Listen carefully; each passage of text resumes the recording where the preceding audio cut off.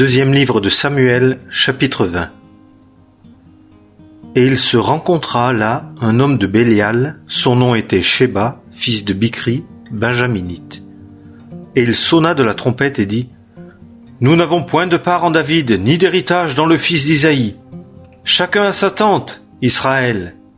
Et tous les hommes d'Israël, se séparant de David, suivirent Sheba, fils de Bichri.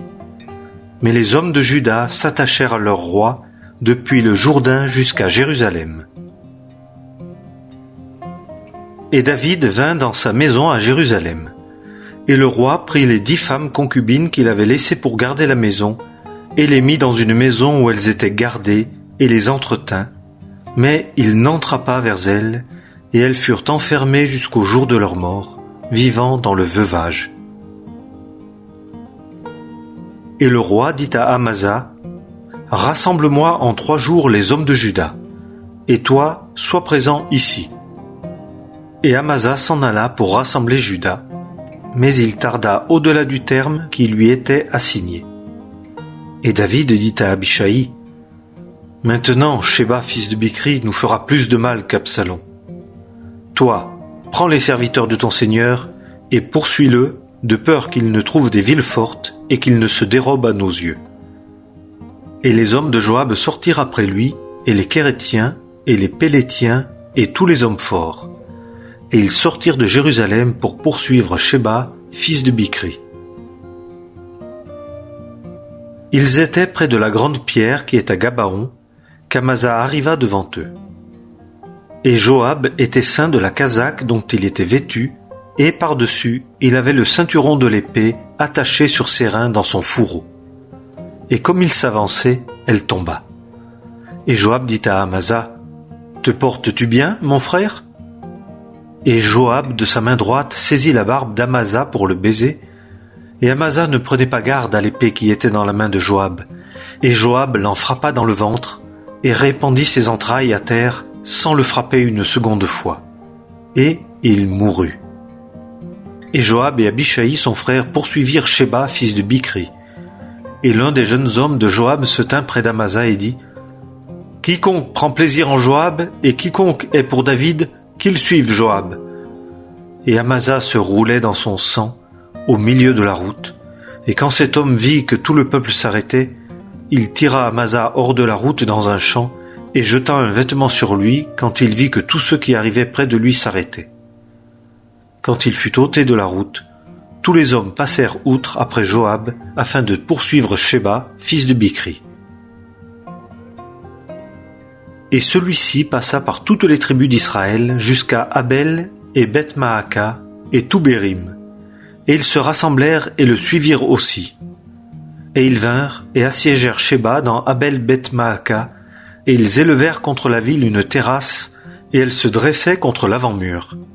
Et tout le peuple qui était avec Joab sapait pour faire tomber la muraille. Et une femme sage cria de la ville : Écoutez, écoutez, dites, je vous prie, à Joab : Approche jusqu'ici et je te parlerai. Et il s'approcha d'elle. Et la femme dit : Es-tu Joab ? Et il dit : C'est moi. Et elle lui dit : Écoute les paroles de ta servante. Et il dit : J'écoute. Et elle parla et dit : On avait coutume autrefois de parler, disant : Demandez seulement à Abel, et ainsi on en finissait. Moi, je suis paisible et fidèle en Israël. Toi, tu cherches à faire périr une ville et une mère en Israël. Pourquoi veux-tu engloutir l'héritage de l'Éternel ? Et Joab répondit et dit : loin de moi de vouloir engloutir et détruire. La chose n'est pas ainsi. Mais un homme de la montagne d'Éphraïm, qui a nom Sheba, fils de Bichri, a levé sa main contre le roi, contre David. Livrez-le, lui seul, et je m'en irai de devant la ville. Et la femme dit à Joab : Voici, sa tête te sera jetée par la muraille. Et la femme vint vers tout le peuple, avec sa sagesse, et ils coupèrent la tête de Sheba, fils de Bichri, et la jetèrent à Joab. Et il sonna de la trompette, et on se dispersa de devant la ville, chacun à sa tente. Et Joab retourna à Jérusalem vers le roi. et Joab était préposé sur toute l'armée d'Israël. Et Benaïa, fils de Jéhoïada, sur les Kérétiens et sur les Pélétiens, et Adoram sur les levées. Et Josaphat, fils d'Achilud, était rédacteur des chroniques. Et Sheva était scribe, et Tsadok et Abiatar sacrificateurs. Et Ira aussi, le Jaïrite, était principal officier de David. Deuxième livre de Samuel, chapitre 21. Et il y eut du temps de David une famine de 3 ans, année après année.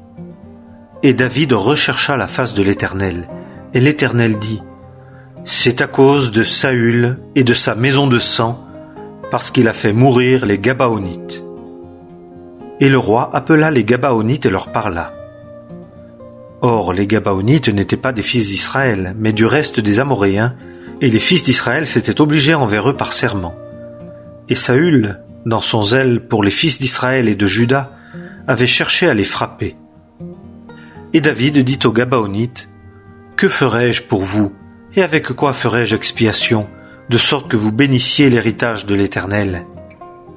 Et les Gabaonites lui dirent, « Il ne s'agit pas pour nous d'argent ou d'or à l'égard de Saül et de sa maison, ni qu'on fasse mourir personne en Israël. » Et il dit, « Ce que vous direz, je le ferai pour vous. » Et ils dirent au roi, « L'homme qui nous a consumés et qui a formé un plan contre nous afin de nous détruire, pour que nous ne puissions subsister dans tous les confins d'Israël, qu'on nous livre 7 hommes de ses fils, et nous les pendrons devant l'Éternel à Giba de Saül, l'élu de l'Éternel. » Et le roi dit, « Je les livrerai. » Et le roi épargna Méphibosheth, fils de Jonathan, fils de Saül, à cause du serment de l'Éternel qui était entre eux, entre David et Jonathan, fils de Saül.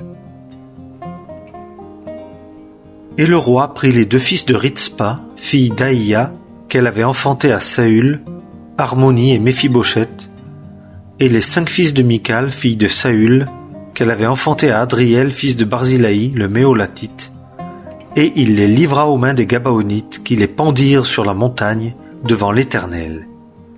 Et les 7 tombèrent ensemble, et on les fit mourir au premier jour de la moisson, au commencement de la moisson des orges. Et Ritzpa, fille d'Aïa, prit un sac, et l'étendit sur le rocher depuis le commencement de la moisson, jusqu'à ce qu'il tombât de l'eau des cieux sur eux, et elle ne permit pas aux oiseaux des cieux de se poser sur eux le jour, ni aux bêtes des champs la nuit. Et ce que Ritzpa, fille d'Aïa, concubine de Saül, avait fait, fut rapporté à David. Et David alla et prit les os de Saül et les os de Jonathan son fils de chez les habitants de Jabès de Galaad, qui les avaient dérobés de la place de Beth-Shan, où les Philistins les avaient suspendus le jour où les Philistins avaient frappé Saül à Gilboa. Et il emporta de là les os de Saül et les os de Jonathan son fils, et on recueillit les os de ceux qui avaient été pendus, et on les enterra avec les os de Saül et de Jonathan son fils, dans le pays de Benjamin, à Tséla, dans le sépulcre de Kis, son père. Et on fit tout ce que le roi avait commandé, et après cela, Dieu fut propice au pays. Et il y eut encore une guerre des Philistins contre Israël. Et David descendit, et ses serviteurs avec lui, et ils se battirent avec les Philistins. Et David était fatigué. Et Jishbi Benob, qui était des enfants du géant, le poids de sa lance était de 300 cycles d'airain, et il était ceint d'une armure neuve, pensa frapper David. Et Abishai, fils de Tseruya, le secourut, et frappa le Philistin et le tua. Alors les hommes de David lui jurèrent, disant, « Tu ne sortiras plus avec nous pour la guerre, et tu n'éteindras pas la lampe d'Israël. » Et il arriva après cela qu'il y eut encore un combat à Gob avec les Philistins. Alors Sibekaï, le Hushatite, frappa Saph, qui était un des enfants du géant. Et il y eut encore un combat à Gob avec les Philistins. Et Elkanan, fils de Jaharé Orégim, le Bethléemite, frappa Goliath le Gittien, et le bois de sa lance était comme l'ensouple des tisserands.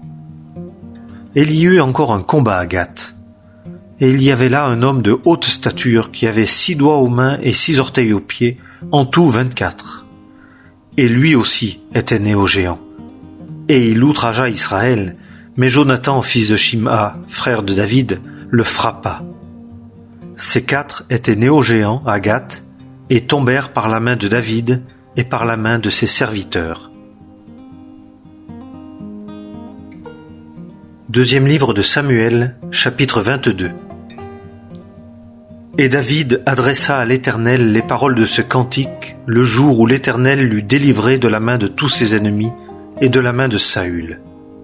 Et il dit : L'Éternel est mon rocher et mon lieu fort, et celui qui me délivre. Dieu est mon rocher, je me confierai en lui, mon bouclier et la corne de mon salut, ma haute retraite et mon refuge. Mon sauveur, tu me sauveras de la violence. Je crierai à l'Éternel qui est digne d'être loué, et je serai sauvé de mes ennemis. Car les vagues de la mort m'ont environné, les torrents de Bélial m'ont fait peur. Les cordeaux du Shéol m'ont entouré, les filets de la mort m'ont surpris. Dans ma détresse, j'ai invoqué l'Éternel, et j'ai appelé mon Dieu, et de son temple, il a entendu ma voix, et mon cri est parvenu à ses oreilles. Alors la terre fut ébranlée et trembla. Les fondements des cieux furent secoués et furent ébranlés parce qu'il était irrité. Une fumée montait de ses narines et un feu sortant de sa bouche dévorait. Des charbons en jaillissaient embrasés. Et il abaissa les cieux et descendit. Et il y avait une obscurité profonde sous ses pieds. Et il était monté sur un chérubin et volait, et il parut sur les ailes du vent. Et il mit autour de lui les ténèbres pour tente, des amas d'eau, d'épaisses nuées de l'air. De la splendeur qui était devant lui jaillissaient, embrasés, des charbons de feu. L'Éternel tonna des cieux, et le Très-Haut fit retentir sa voix. Et il tira des flèches et dispersa mes ennemis. Il lança l'éclair et les mit en déroute. Alors les lits de la mer parurent, les fondements du monde furent mis à découvert, quand l'Éternel les tensait par le souffle du vent de ses narines. D'en haut, il étendit sa main, il me prit, il me tira des grandes eaux. Il me délivra de mon puissant ennemi, de ceux qui me haïssaient, car ils étaient plus forts que moi. Il m'avait surpris au jour de ma calamité, mais l'Éternel fut mon appui. Et il me fit sortir au large, il me délivra parce qu'il prenait son plaisir en moi. L'Éternel m'a récompensé selon ma justice, il m'a rendu selon la pureté de mes mains. Car j'ai gardé les voies de l'Éternel, et je ne me suis point méchamment détourné de mon Dieu. Car toutes ses ordonnances ont été devant moi, et de ses statuts je ne me suis pas écarté. Et j'ai été parfait envers lui, et je me suis gardé de mon iniquité. Et l'Éternel m'a rendu selon ma justice, selon ma pureté devant ses yeux. Avec celui qui use de grâce, tu uses de grâce.